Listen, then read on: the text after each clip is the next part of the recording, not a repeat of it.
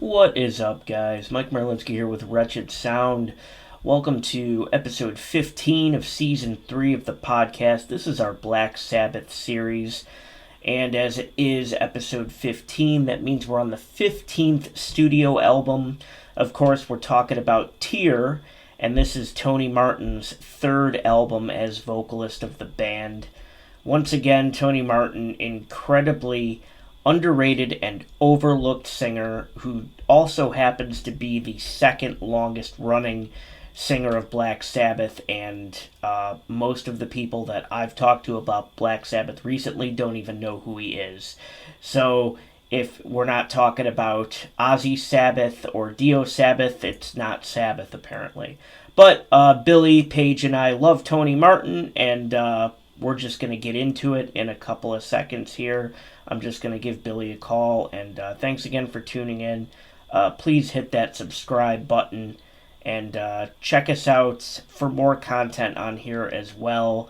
I do a bunch of original music and cover songs here on the YouTube as well. Just posted a bunch of new Metallica covers recently with Larry from Hell Ever After.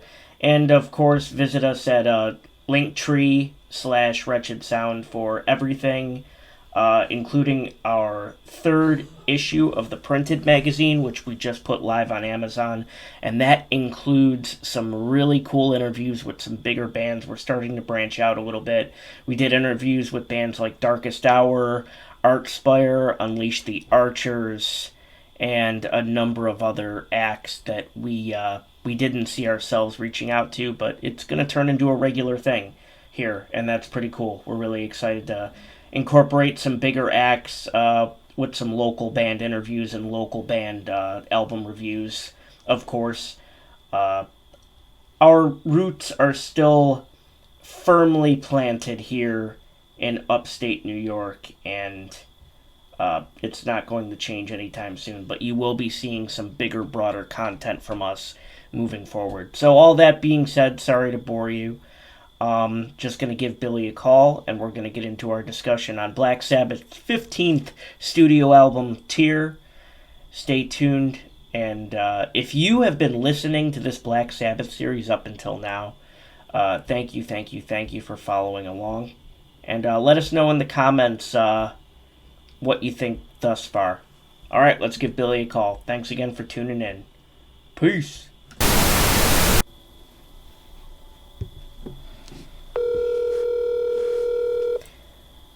Hello. Billy, what's going on? It's been a hot minute. How are you? Good, how are you doing? I am doing well. I am super stoked to be talking more Tony Martin with you. Yes. Yeah.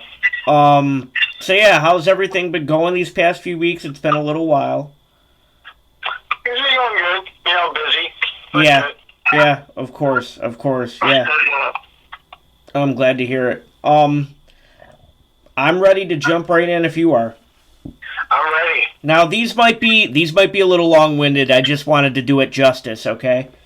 Yeah, no. Okay, so we've arrived in our time machine has arrived in the 1990s, and this is a very special moment for Sabbath. And it's Tear is not only Tony Martin's third record with the band, it's also a culmination of 20 years of Tony Iommi just dominating at this point.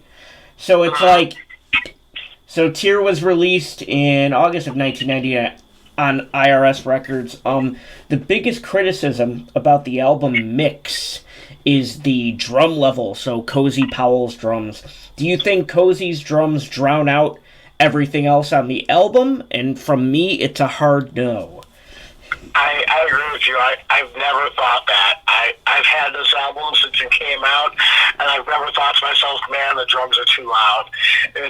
It's always just been, I feel it's a very solid recording. I agree. I love the sound of it. I was just talking to Joe Hufford about it, and Joe was saying that it just sounds like one of the higher end produced Queensryche albums almost. And I with the mix overall, and I was just surprised because I found I probably found at least a dozen articles complaining about the drum level. And so it wasn't just like a Wikipedia thing. So I was really surprised to see this stuff. So,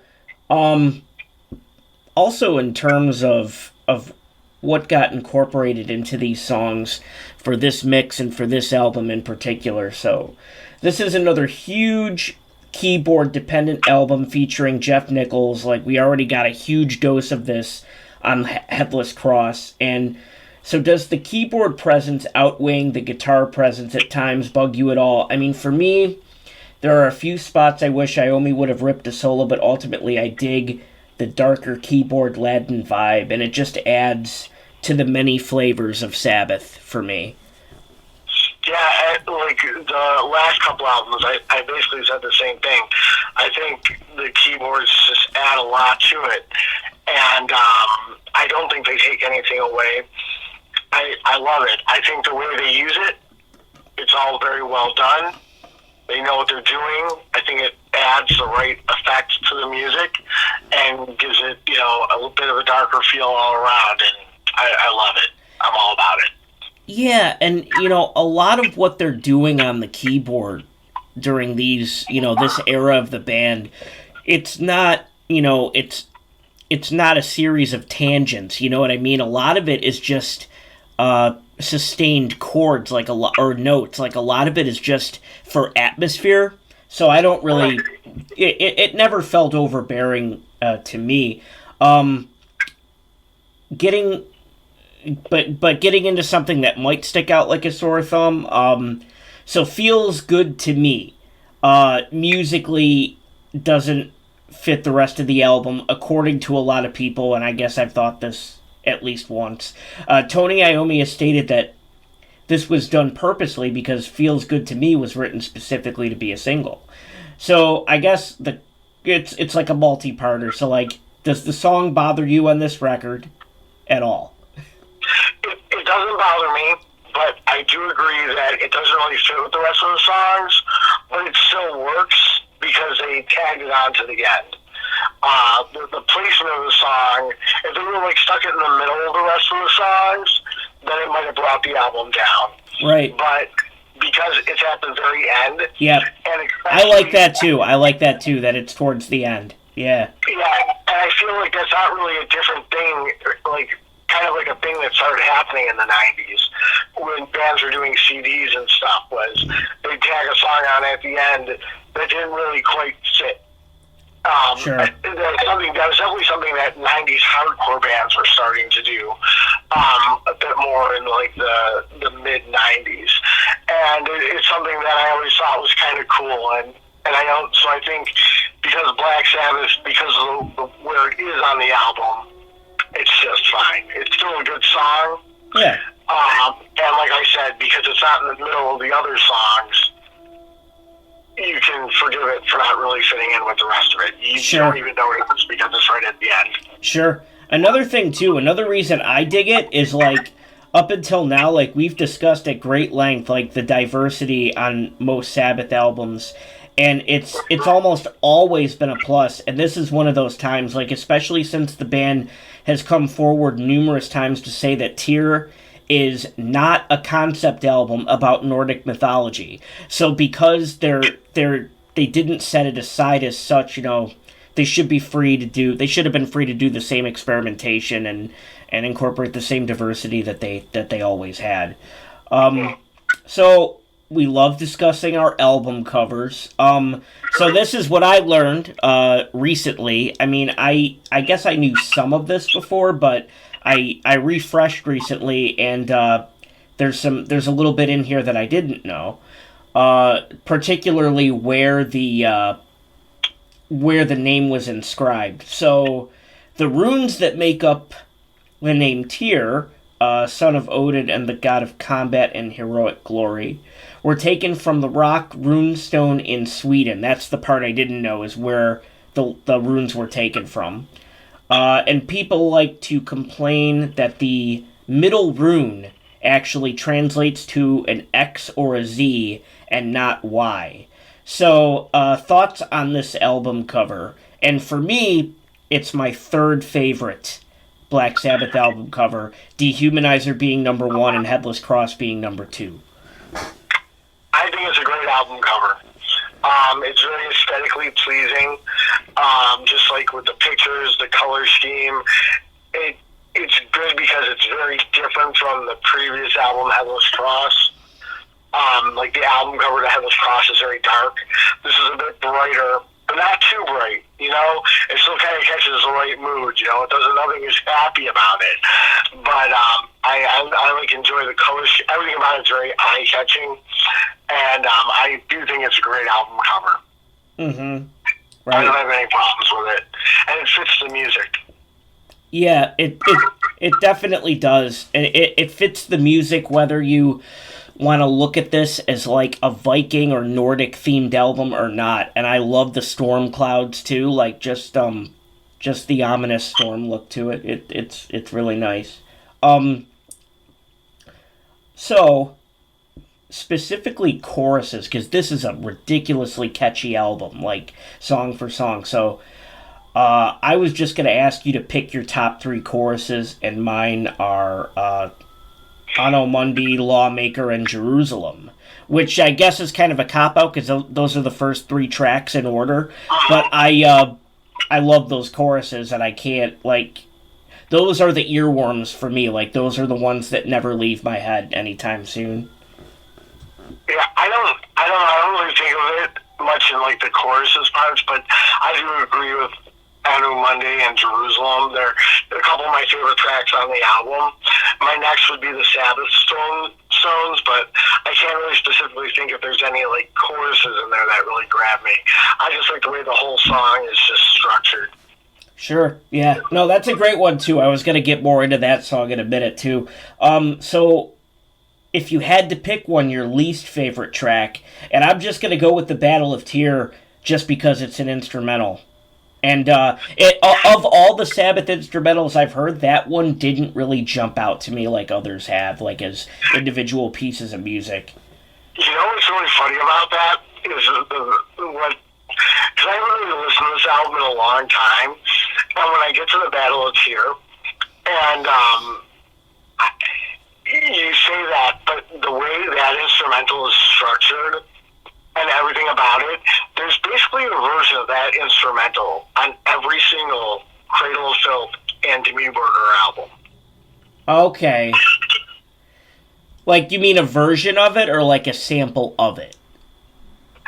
Their takes on it. Like takes on it, yeah. Every one of those albums has a small instrumental that has the exact same structure as Battle of Tyr. I get what you're saying now. Yeah, I get what you're saying now. And it's almost like a segue or a bridge constructed between two of the songs. Like it's always placed like strategically like that. Yeah. Gotcha. Yeah. But I don't really have a least favorite song. Sure. Because I think they're all great, and I love the way the whole album flows. So I guess, even though I have no problems with it, it's just if I had to pick a least favorite song, it would probably be Feels Good to Me. Right. Just because it sticks out like that sore thumb, the rest of the album is off on its own with its own vibe, for sure. Yeah. So, now, catering to you as a hardcore vocalist and a singer who really pays attention to lyrics, what are your favorite lines on this album? People love to bitch about how the intro of Sabbath Stones is too similar to the intro of War Pigs musically. And I either don't hear it or I don't give a shit. And one of my favorite lyrics is from that song Sabbath Stones, and it's, and he's the keeper of the Sabbath Stones. What God is this that stands to hear his people cry? What hand would strike and watch his people die? What life that takes? What future did we earn? It's what life that takes. What future did we earn? It's our mistakes.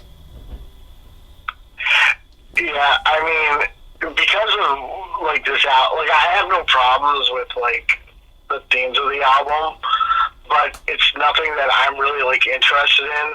So the lyrics to this album I don't hate them, but they don't really do anything for me. Sure. I do like the delivery. I think there's a lot of great vocal moments on the album. Again, like Tony Martin is just fucking shining as a vocalist. Yeah. Like I said, there's nothing wrong. Like nothing stands out about the lyrics that I'm like, oh, that's terrible. But nothing about it's really like grabs me either lyrically. Yeah, I mean, one thing, Tony, I actually missed a fucking line, actually, so I'm just covering myself. I'm just gonna cover myself. So, what life that takes, what future did we earn? It's our mistakes. Take heed the Sabbath stones. What life that takes, what future did we earn? It's our mistakes. I just wanted to cover my ass in case anyone's gonna listen to this and give a shit. So I missed the Sabbath Stones part when I was reading it. Yeah, it's one of those. This is one of those records where like it's very niche. And Tony Iommi even said once in an interview, he said that he asked Tony Martin to tone down the satanic shit after Headless Cross. So then Tony Martin came back with the concept of Tear. It's not a concept album, but came back with a lot of song titles and a lot of lyrics referring to Norse mythology. And Tony Iommi said that at first he had a really hard time wrapping his head around that. So because it's such a niche thing, I mean, it's like lyrically, yeah, it might not appeal to it just might not appeal to people who just aren't into Norse mythology in general. Like, I mean, a lot of people don't like Amon Amarth for that reason. But that's a whole different conversation. But, so getting back into, like, this era of the band specifically, so, Headless Cross and Tear are very similar albums, not lyrically, obviously. But what is it that makes you in particular, because we've had this conversation so many times, what is it that makes you love Headless Cross so much more, or just a little bit more than this record? Because I know you love this album too. And for me, it's the feeling of Black Sabbath finally stabilizing and taking comfort with a lineup for the first time in a while. Because before Headless Cross, it was a very chaotic period with the band. And I think that comfortability is audible, but I know we've said that before too. Right, and but it's a good thing to talk about again because it really comes through even more so on this album. Just because, again, how well it's structured. Where, it's a band that's really got, it's like he has a stable lineup again. Yep. It's like we see a lot of the same people on 2 albums in a row, and how long has it been since we've done that? Yeah, right. And it makes a difference on how it all comes together. The only reason I like the Headless Cross more is it's just a bit more of a darker album. An album like the Headless Cross, I can point out lyrics that I like more because, it's just more the kind of, it's silly, but it's just the stuff I'm into, I like horror movies. Sure. I like Satan, Yeah. So to me... No, absolutely. I totally fucking get it, man. I totally fucking get it. And like leading up to doing this, the more I was listening to Tear, it really, I mean, they're both like really solid out. They're really such like fucking good albums and so solid. Like there's really like nothing wrong with Tear. That's right. Just such a good. It's basically a perfect album. Right. Also. Right. And so is Headless Cross. Right. Right. So it's kind of like a matter of which one do I like more. It's just like, well, I'm more into Satan than I am in the Norse mythology. Sure. I guess sure. It's basically where we go down to because they're both different enough musically, but still very Black Sabbath sounding. Absolutely. As far as albums, one right after another, it's kind of like everything you want from Black Sabbath. That's another thing I read a lot from different sources when I did my more recent research on this album, like just to get ready for this episode. Like a lot of people complain that this album in particular doesn't sound like a Sabbath album. But at this point, like 20 years in, what is a Black Sabbath album even supposed to sound like? I mean, yeah, there are like little signature things and in the instrumentation and Tony Iommi's songwriting and his playing and things like that. But like they've gone down so many different roads by this point. Like I don't know. To me, it's just like the continued diversity is what makes it a Black Sabbath album. Right. I mean, I don't know. To me, it sounds like a Black Sabbath album. Sure. I don't know why people would say it doesn't. I mean, maybe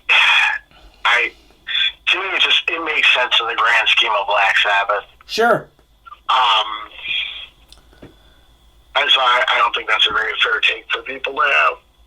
Right. I disagree with it wholeheartedly. Yeah.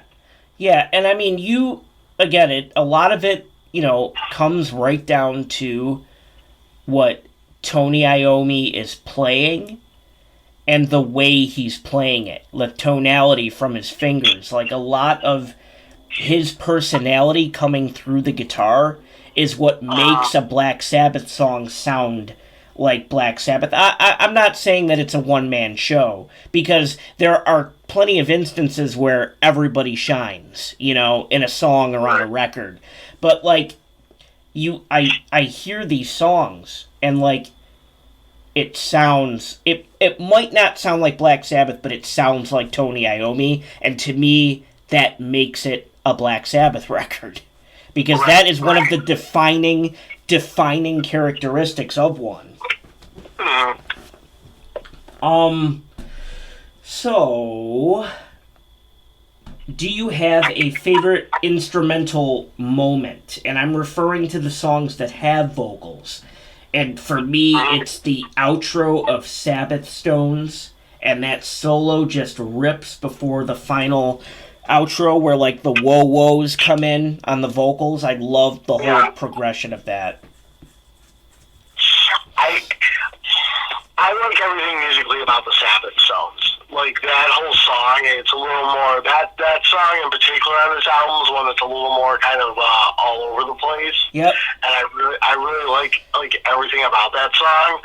But one of my favorite, and this is a music and vocal part, I love the way the album starts with Al Monday. It's a very different... even though I still will stand by it sounds like a Sabbath album, I think it's the most different kind of beginning of a Sabbath album that we've ever heard. It starts off melodic, and with those harmonized vocals, and then the way the song just comes in, I just think it's beautiful. Yeah. I love it. It's like the way this album starts, it like gives me goosebumps. It's so good. Yeah, I agree 100%. And, just to see if he would give that same answer, I asked Greg that question a few days ago, and he said the exact same thing. It's just a ground for Sabbath, a groundbreaking opener, like just a great, like, ripping lead track, like lead off song. Really cool. Yeah. Oh, I am already, like, getting close to the end here, so that's kind of scary. Because, like, I write out these talking points, and I always think to myself, like, these are, like, loaded questions. We're going to be talking forever, and we always just rip right through it because we just bounce back and forth.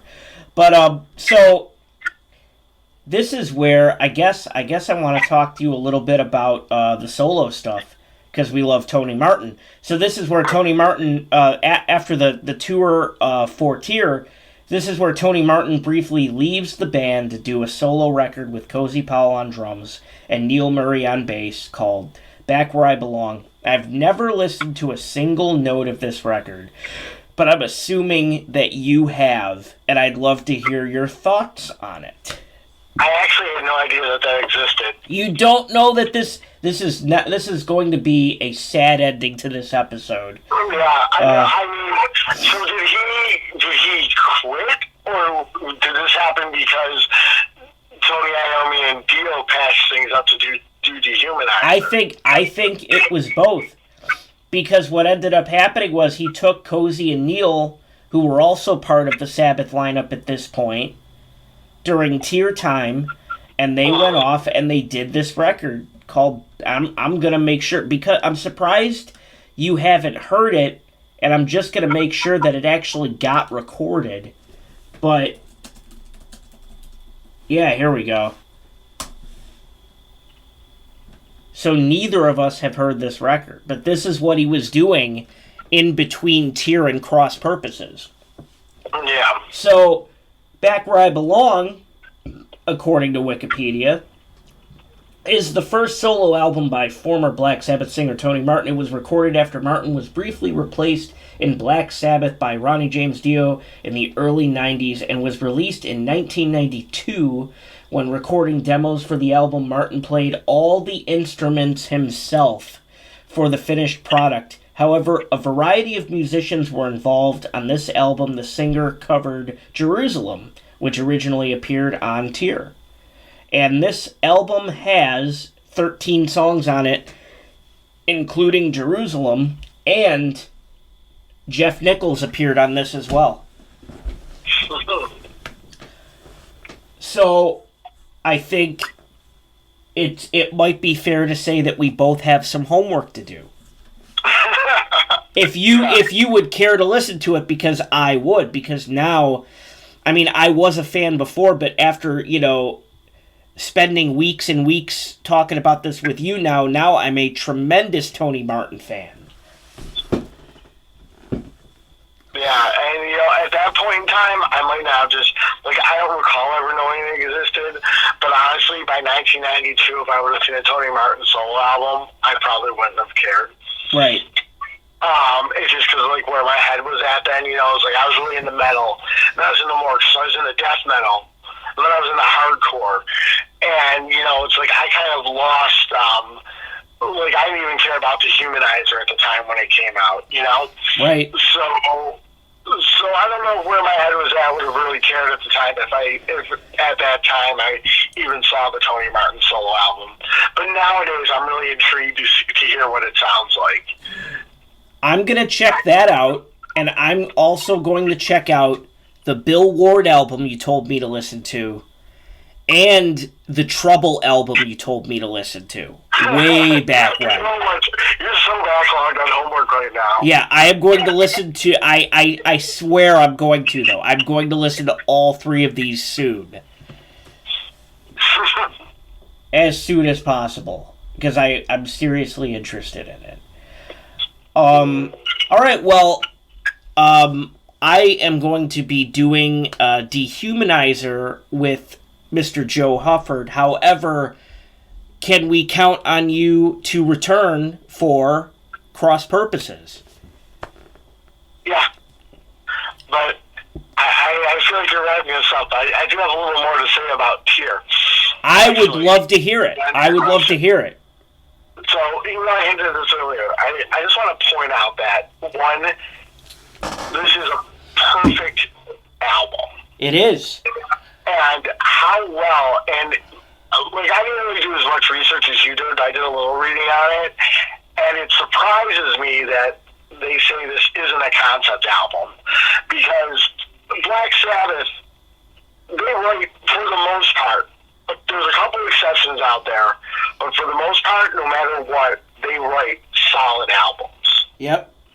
But with every Black Sabbath album, with the exception of this one, it's easy for me to say I can easily make a best of Black Sabbath by picking this couple songs off of this album are real standouts, and these couple songs off this album. I'm going to say Tear is the only Black Sabbath album that, to me, I don't ever listen to for a song. Right. This is an album that you should listen to as an album. The flow of it, up until, whatever, So It Feels Good to Me isn't supposed to be part of the album. It doesn't fit. But, the way all these songs connect musically and lyrically, it just all makes so much sense and just comes together beautifully. Sure. Even when you just get to the second half of the album. Right. I know you said you didn't really like the Battle of Tear, but the way they go from Battle of Tear into Odin's Court into Valhalla, it all sounds like one long song with many. Not that they don't sound the same. They just all connect that well. Yeah. And it's just everything. It just reinforces the point of what I said earlier about how, Tony Iommi had a band again. Yeah. Like, you can really hear how everything's just coming together, especially on this album, the way everything just connects well. Everything flows, it flows beautifully. He said he didn't get the lyrics, but obviously he was so like, well, he went with it, and I think that was the right call. Even though I know I said that, nothing stands out about this lyrically to me, but that's just a matter of interest, like I said before. Right. It's not that any of it is bad. It makes sense, though. Like, everything, like, it just comes together so well, like no other Black Sabbath album does. Yeah. It's really, like, it is a high point in the Sabbath discography because of that. Yeah. Like, you can easily argue that I like this album more and this album more. Like, I might like the Headless Cross more, but is it as standout? Like, does it come together as an album like this does? And that's a tough thing for any band to do, no matter how good a band is, no matter how good their albums are. Right. Essentially, most albums end up being a collection of songs. If you're really good, like Black Sabbath is pretty good, they can make it all connect, and it makes sense that it's an album. But this one is different. Yeah. You know what I mean? It's like, it really flows like an album. When I hear one song, I want to hear the song right after it. Mm-hmm. I don't want to pause. I don't want to hit stop. I don't want to be like, oh, well, listen to this Sabbath song now from this album instead. I want to go right to the next song and keep going. Yeah, it's like, the last time I listened to it all the way through, I thought that it had, like, it came across as almost like an epic play, like a 3-act play, like beginning, middle, end. So, like, It doesn't work without one of those 3 components. So you have to take it in as a complete work. And the most people thought it was a concept album, and, to some people involved it might be. And it was actually Neil Murray who did... I vaguely remember this. Neil Murray did an interview in 2005, or maybe it was part of a documentary, and he was the one who said that it wasn't a concept album. Like, he was the one that kind of debunked that, or whatever you want to say. And I agree with you that but I also feel the same way about Headless Cross, and that's why it's so hard for me to kind of pick one that I like more than the other, but it comes down to, like, the subject material. Like what you said, you care more about Satan and horror movies than you do about Norse mythology, and I agree with you there. So I think that's why Headless Cross resonates with me more. But, like, in terms of a complete work of music and an album, like, I think they're both perfect albums. But yeah, you're right. Tears a little stronger with the transitioning. Yeah, it's just all, like I said, like, getting to this, like, I kind of forgot what a great album this was, and I really have a whole new appreciation for it. Kind of like doing my homework for this and the amount of times I've listened to it, I heard so much more that I didn't hear when I was younger, and it's such a well put together album. Yeah, it's really a shame what happened after that. Nothing is, I like Dehumanizer, but I didn't at the time, and but still, it's just like, well, like, I get it, everybody loves Dio more, and you're gonna sell more tickets, but it's like, what the fuck? It's like when, it's like, I love that Anthrax got back together with Joey Belladonna, but it's like the same thing. It's like Anthrax, like, they're finally making their comeback with We've Come For You All. It's like people are like, yeah, I'm into this album. I'm into this John Bush album. And nobody was going to do John Bush albums before that, And then they're like, all right, we're going to get back together with Joey. And it's like, right. I mean, that's awesome, guys, but really, is this the right time to do that? Yeah. And I feel like with Sabbath, it's like the same thing. And both of them kind of went down the same paths, too, when you think about it. Right. Because both of them were like, it was a very short-lived reunion. Yeah. Yeah. And then it was back to Tony Martin for 2 records. Right. And like Anthrax, it was like, then they being sold through with Joey again for a while. I mean, I know they ended up patching it back up, but it took years for them to recover from that. You know, the same thing with like Black Sabbath. It's like, yeah, what the fuck? I mean, sometimes people just, I don't know. It doesn't, I mean, like, I get it, but at the same time, it's just like, I feel like cross purposes. I mean, I haven't listened to that one. That's probably the least familiar Sabbath album to me that I've listened to the least of anything. Sure. So I really got to dive back into that before this, but I don't, nothing about it do I recall being very memorable. Yeah, I feel the same way about it. I mean, like, I always refresh before we do these, but, like, me just trying to, like, think about cross-purposes off the top of my head, nothing standing out. Yeah, and you know, and I can even, like, and I can just imagine that's, like, maybe Tony Iommi's head just wasn't in a great place when they made it. Sure. You know, because after everything, and, like, when I heard about what happened around Dehumanizer and how things fell through with Dio again. Yeah. It's just like, man, I mean, I feel bad for Tony Iommi because of all that. It's just so much drama and flip-flopping and a revolving door of people and, yeah, right. And just think about what could have been if they would have stuck with this lineup and kept going. Oh yeah, I think that about every lineup. Like, I think about the original lineup of the band that way. Like, what if things had just stayed the course after what would you say, like Sabotage, like around like Sabotage, Technical Ecstasy, like what if like the original lineup had just stayed the course? Like, what would those albums, what would the rest of the discography look like post that period? So I don't know. Yeah. I mean, it's an interesting catalog, and it's just an interesting chain of events, and it's just like we've both said so many times, like it's just worth talking about all of it, every album, every lineup, just all of it.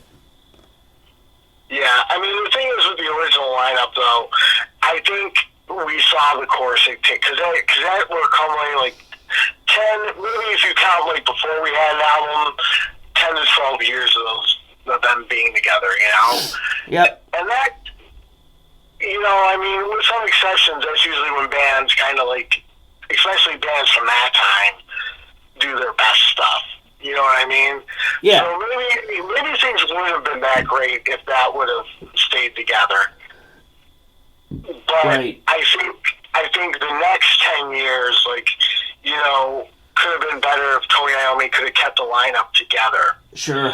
But then the next 10 years was a lot of flip-flopping, and then, you know, we get, when you get from, like, the Eternal Idol through Tear, you see a band growing. Yeah.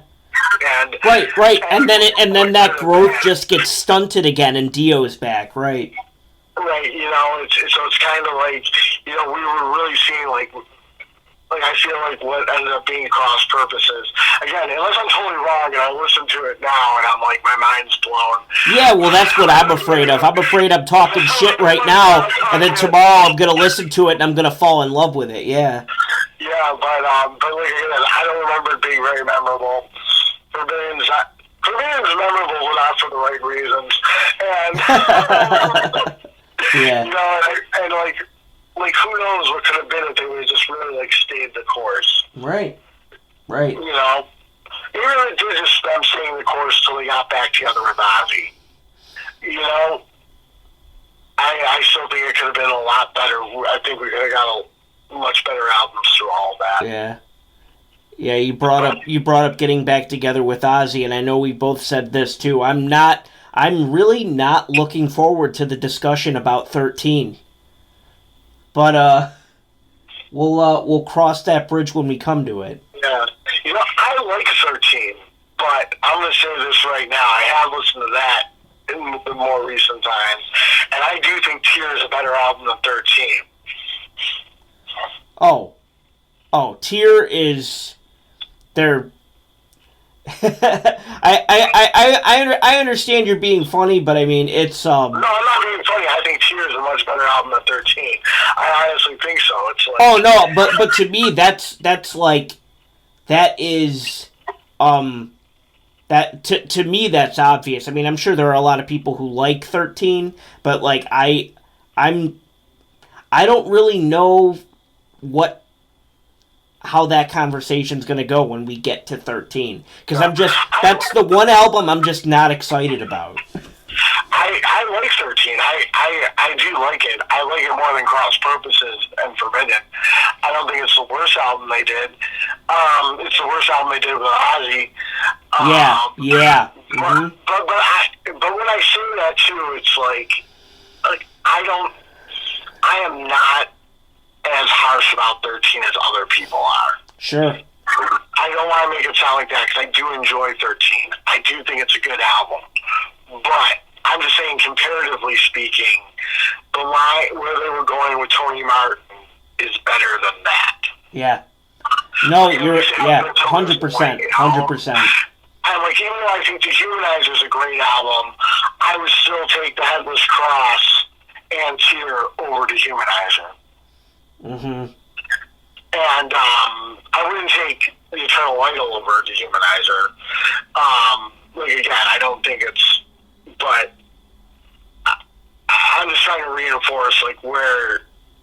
The idea of where I really feel like Black Sabbath was at this point, and how they could have just done better all around. Yeah, I mean, we're talking Dehumanizer next, and Dehumanizer was my favorite Sabbath album for a long time, but it wasn't until I revisited the catalog when we started doing this show that I realized that I couldn't believe it, but I realized, about a month or two ago that I genuinely like Headless Cross more than Dehumanizer. And Headless Cross is now the top seed for me after many years. I'm just so I'm really glad that we did this, and that you wanted to do this with me, and that you really put your foot down about Tony Martin, because that I mean, I've heard a lot of people talk about Tony Martin, but I mean, I've never heard someone get as excited as you about Tony Martin, and that's what made me really pay attention. He's a great singer. Again, just listening to these albums the way we did it, really, it's making me appreciate him more than I did before. Because it's like we said before, we're listening to the albums differently than just to listen to them, and really paying attention to what he's doing. And it's just like, wow. It's like, he's a mind-blowing singer. He's so good. He might not be Dio good, but Dio's kind of an exceptional good. Yeah. And even though I'm more of an Ozzy fan, and I'm never going to take that out, but Ozzy's not really the greatest singer. He's got a very distinct voice. He does a lot of cool things. I'm not taking that away.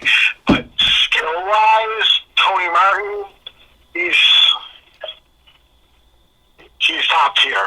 He's working. He's got the great ideas. Yep. He's got the skill to do it.